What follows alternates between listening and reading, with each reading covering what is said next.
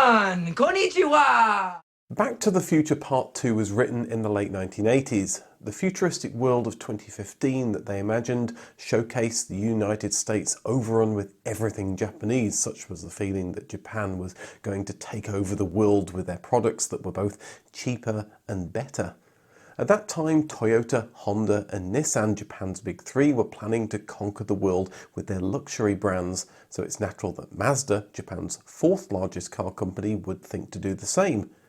Yet Mazda's luxury ambitions are now just a memory, something Mazda has deleted from its history as if it never happened. Such is the shame it brought on the company.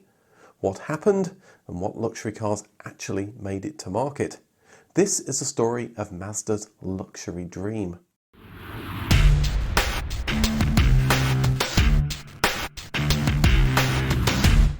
In the 1980s, the USA was worried about a flood of cheap and, even though they didn't want to admit it, better cars coming from Japan, and so slapped a quota on how many of them could come in every year. This made one thing clear to the Japanese car industry: focus on making as much from each car as you can, so move up market into the luxury sector that held big profits. The policy backfired as US luxury brands such as Lincoln and Cadillac faced overwhelming competition and further embedded a notion that Japanese cars meant quality. Mazda was one of those car makers hit with an import quota, but they took a different tack. With exchange rates making exports harder, they turned inward and focused on the domestic market. Mazda's solution was the 5-channel system, a series of 5 brands. The first 2 brands were existing ones, Mazda and Ford, because Ford had a minority stake in the company. The other 3 new Japanese brands would address different market segments. The first was Autozam in 1989, a combination of automobile and the first 3 letters of Mazda backwards. They were meant to be small-town dealerships with repair shops and used car sales all wrapped into one building. To that end, the brand focused on small, cheap and cheerful vehicles such as the Autozam Carol, a reskinned Suzuki Alto. Confusingly for a low-end brand, they also sold medium and large cars from Lancia with luxury prices.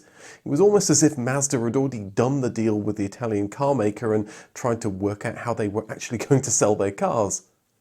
The second brand was the Eunos. It focused on upscale cars that were fun to drive.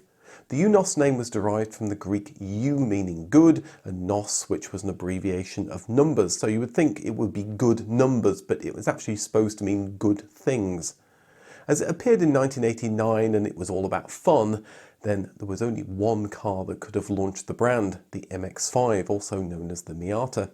In Japan, it was known as the Eunos Roadster.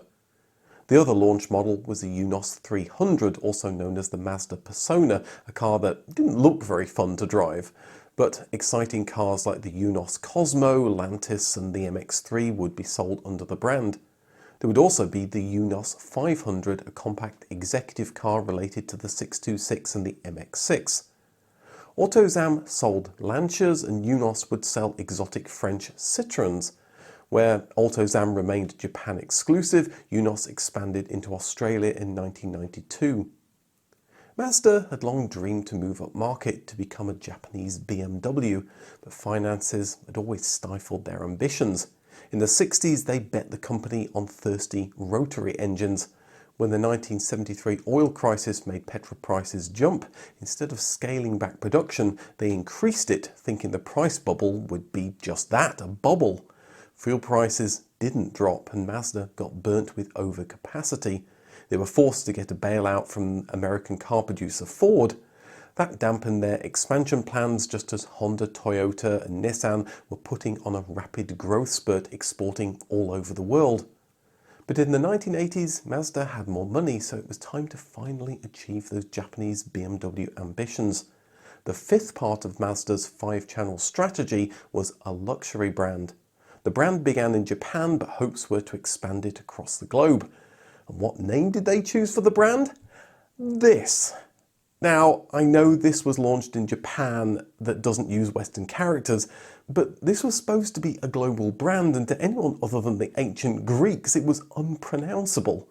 The first letter is a Greek epsilon with a tilde over it that could be an, n, or in, depending upon who you ask. According to Mazda, the name meant infinity, so I'm going to call it Infini from now on, but that seems a poor choice of name, as Nissan was calling their luxury brand the almost identical Infinity. The logo didn't give you much of a better idea how to pronounce it either. It looks like the artist formerly known as Prince. So if you think there's too many people saying Hyundai's name wrong, then think about how much trouble Mazda would have had if they'd exported this brand to the rest of the world. Infini showrooms were supposed to be a cut above the norm. Customers were treated as guests, and the goal was to provide unlimited pleasure. And I'll leave what that means up to your imagination. Infini launched in Japan in 1991, 2 years after their other brands, with a choice of 4 models. But don't get your hopes up. These were mainly up-spec'd versions of existing cars. The first was a rebadge of the RX-7. It got upgraded suspension, lost 40 kilos in weight, gained 15 horsepower and some body trim to show that it meant business. There was also the Infini MPV, a rebadged Mazda MPV. Not sure Mazda did the same power boost and weight reduction trick on this vehicle, but they included luxuries like leather seats. The other 2 cars were a bit more interesting. The first was the MS6 hatchback, a car known elsewhere as the 626. Japanese Wikipedia tells me that MS stood for Megalo Spirits, which apparently means great feeling in English, but I think there's something getting lost in translation there. These 3 cars were just the appetizer though. The main course was the Infini MS9, a large saloon that replaced the Mazda Luce. It was also a rebadge job. Mazda sold it as the Sentia in Japan and the 929 in other parts of the world. The difference was the MS9 had more optional extras as standard. There were solar panels to cool the interior when the car was left in the sun, and it got 4-wheel steering, a technology popular with Japanese cars around the time that turned the rear wheels in one direction at slow speeds to reduce the turning circle and the opposite direction at high speeds to improve handling. There were lots of leather this and electric that, but there was no getting away from the fact that you could still buy the same car with a Mazda badge, which somewhat reduced the exclusivity of the Infini brand. But at least there wasn't a cheap and cheerful Autozam version. A year later, Infini got its first exclusive, the MS8. Based on the MS6 platform and only 2.5 centimeters longer, it had a few interesting features. The automatic shifter was mounted to the left of the steering wheel on the dashboard. That allowed for a front bench seat with a rather pleasing tweedy fabric. The information for the HVAC and Bose audio were displayed on a thin slit in front of the passenger. The audio controls and CD player were hidden behind a retractable cover in the centre of the dashboard below the air conditioning controls. Like the MS9, there was a solar panel vent system and 4-wheel steering. The Eunos brand featured Citroën models, and so did Infini, with both the Xantia and high-end XM rounding out the range. So Mazda had a good, if not world-beating set of cars that it could use for its push into the North American luxury market. Just like Infiniti, Acura and Lexus, that included existing cars with more features. Mazda had started exploring what an American luxury brand would look like as early as 1988 as Project Pegasus. The surprise hit of the Miata in America encouraged them that a luxury division might work. Large American luxury cars need large engines, and maybe the first tangible sign of Mazda's American luxury ambitions was the new 4-litre W12 engine at the 1989 Tokyo Motor Show. What other reason for making a passenger car engine this large but for a North American flagship to compete with the best from Cadillac, Lincoln, BMW or Lexus? Mazda announced their new North American luxury brand in 1991, with models available in spring 1994. Thankfully, Mazda did away with the unpronounceable epsilons and tildes of the Japanese brand, but it meant that they wouldn't have one global brand strategy. The name Amati apparently came from the Latin expression to love. This allowed marketing people to go wild, saying it invoked the thought of the multicoloured tapestry of a sunset, the delicate feel of fingerprints on cashmere, the tartness of a ripe apple, the loving aroma of Thanksgiving turkey roasted in Grandma's oven. Sorry about that, I got a bit carried away. Anyway, Some journalists noticed that Amati was an anagram of Miata and wondered if there was any connection there. Rather than creating a new dealer network, Amati cars would be sold from existing Mazda showrooms. Mazda didn't announce any cars at the event. They presumably wanted to drip out announcements slowly to gather excitement, especially as the launch was 3 years away. Journalists went away unimpressed though. Mazda was joining the luxury car sector years after their Japanese rivals, giving them time to establish themselves with dedicated luxury dealers, while Amati's luxury cars would have to be in Mazda dealers, rubbing shoulders with the budget Mazda 323. By the time Amati launched, the market would be oversaturated, leaving them fighting over scraps. Amati would have 3, maybe 4 cars at launch. The first was the Amati 300, which was going to be a version of the Eunos 500, the compact executive car based on the 626. That car had a range of 4-cylinder and V6 engines that would take on the BMW 3 Series. The second model would be the Amati 500, a version of the new Eunos 800 large luxury saloon that would compete against the BMW 5 Series. It's not clear why all of these supposedly luxury cars were coming from Japan's fun brand rather than their luxury brand. Maybe the Eunos models had just as much luxury, which maybe meant that Mazda's brand strategy was a little bit confused. The flagship model would be the Amati 1000, but it wouldn't use that massive 4-litre W12 from the 1989 Tokyo Motor Show. Instead, Mazda smashed 2 V6s together to make a V12 producing around 350 horsepower. This car was clearly aimed at taking on the BMW 7 Series and Jaguar XJ, but also Lexus's new LS400. It was supposedly as large or even larger than these cars, and certainly bigger than Mazda's current flagship, the 929. There were rumours that the Eunos Cosmo luxury 2-door coupe would also be sold to compete with the Lexus SC400. It would certainly have been a logical car to add to the lineup and would have reportedly been fitted with sequential twin turbochargers and a 300 horsepower rotary engine. Inside it was the height of luxury, something Mazda hoped would best even the mighty Lexus. In fact, Mazda wasn't afraid to push the boundaries. Where regular cars use wood, Amati used lacquerware, a Japanese skill that goes back at least 11,000 years. Instead of leather, they'd use the silk that was used to make kimonos. The wheels came off the new Amati range almost as soon as the brand was announced. In the mid-80s, the Japanese economy had been pumped with money, with investors thinking the party would never end.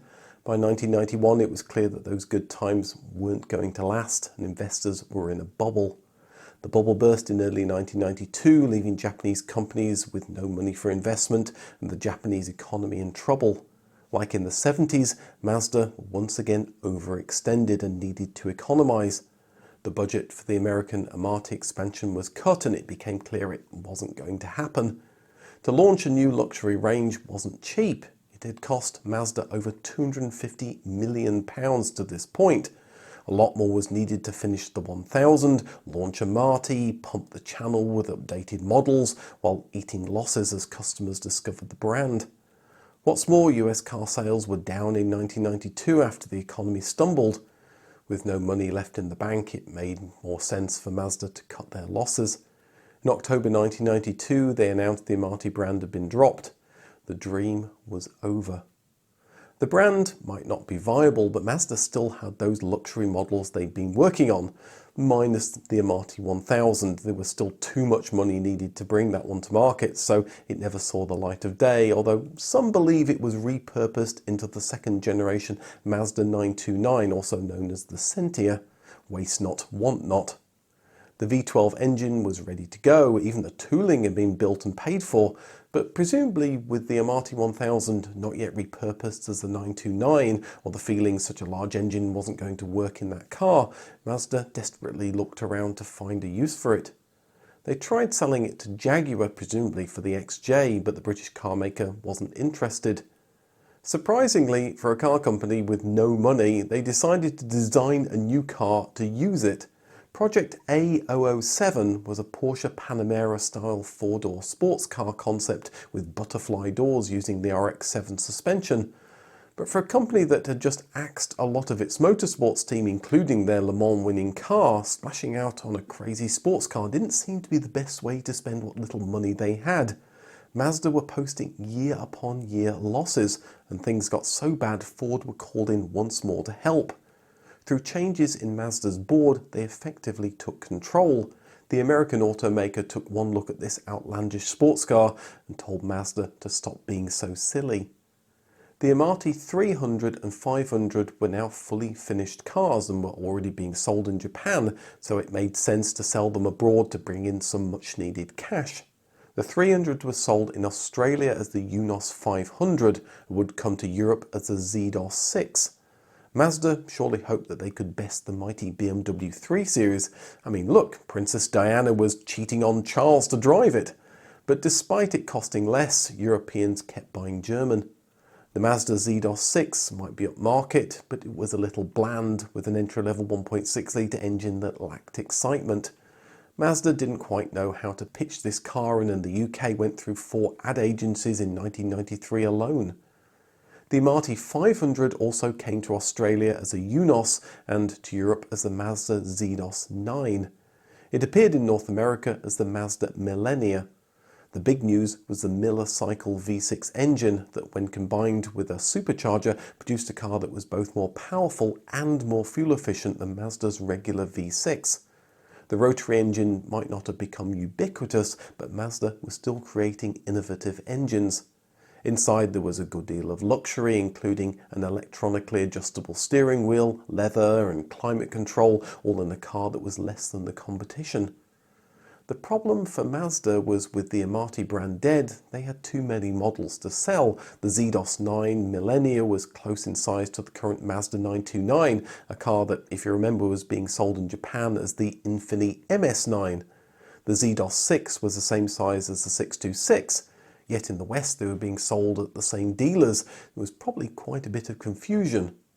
Money was tight at Mazda. They'd fallen from Japan's 4th largest car company to its 6th, behind Suzuki and Mitsubishi. Ford increased their 25% share to a third in 1996 and set a new strategic direction. The Eunos brand disappeared in 1996, along with Infini a year later. Infamy! Infamy! They've all got it in for me! The cheap and cheerful Autozam experiment wasn't doing well and was rebranded as the Mazda Autozam store. Under Ford's stewardship, Mazda reduced costs, rationalized and returned to profitability. The ZDOS 6 and 9 disappeared from Japanese roads in 1994 and ended production around the millennium without a replacement, as did the Eunos Cosmo in 1996. All these models that were potential Amati models sold poorly, even at a discount. In the 80s, there was logic that Japanese cars had such good engineering that all they had to do was add a bit of leather, gadgets, sell them from a fancy dealership, and they'd clean up in the luxury car market. The million-dollar question is, of course, if Amati had been launched in 1994, would it have been successful? On paper, the Amati 1000 was a very interesting car, but a car brand can't survive on just one model, especially one that was likely to have such small volume. Those in the market for a top-of-the-line luxury car had just rushed out and bought a Lexus LS 400, so it's unlikely there would have been a big market for the Amati 1000, especially if it was being sold at a lowly Mazda dealership. Then there was the rest of the range. The ZDOS 6, ZDOS 9 and Eunos 800 didn't sell anything near the levels of BMW or Lexus, despite costing less, and were largely forgotten. Us car lovers would love to know what would have happened if Mazda had launched their luxury brand. Like, we'd like to know what would have happened to Saab if they'd been bought by anyone other than GM. But it's likely that the additional money to launch the Amati brand and keep developing the cars would have bankrupted Mazda, meaning all those other great cars they've produced since the 1990s would never have been launched. As you rightly mentioned after I reviewed the car that I own, the Mazda 3, it includes Sky Active X, a clever technology that allows fuel to burn much leaner, producing the sort of fuel economy seen in diesel engines. If Mazda had tried to launch Amati, it's likely we would never have seen cars or technology like this, and that would have been a crying shame. Mazda made the rotary engine work, and the car that showcased it was the RX-7. And if you want to see the Japanese luxury car that did succeed, I also have a video about the Lexus LS400 on the right. Thanks for watching, and I'll see you in the next video.